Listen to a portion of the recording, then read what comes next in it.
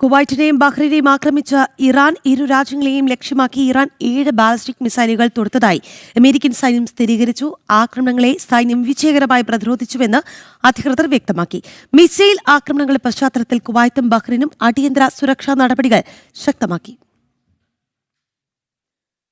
ഇന്ന് പുലർച്ചെയാണ് കുവൈറ്റിനും ബഹ്റിനുമെതിരെ ഡ്രോണുകളും മിസൈലുകളുമായി ഇറാൻ ആക്രമണം നടത്തിയത്.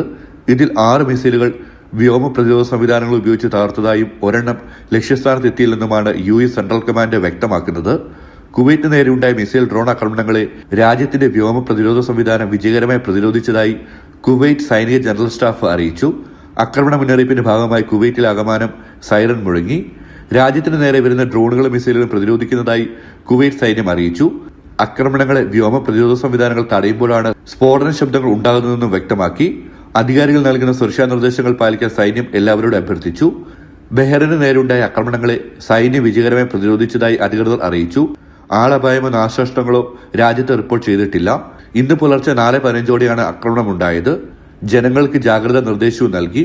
ഹോർമുസ് കടലിടുക്കിന് നേരെ വന്ന ഇറാന്റെ 4 ഡ്രോണുകൾ അമേരിക്കൻ സൈന്യം വെടിവെച്ചിട്ടതിനും ഗേഷൻ ദ്വീപിലെയും ഗുരുക്കിലെയും ഇറാൻ റഡാർ കേന്ദ്രങ്ങൾക്ക് നേരെ US ആക്രമണം നടത്തിയതിനും തൊട്ടുപിന്നാലെയാണ് ഇരു രാജ്യങ്ങളെയും ഇറാൻ ലക്ഷ്യം വെച്ചത്.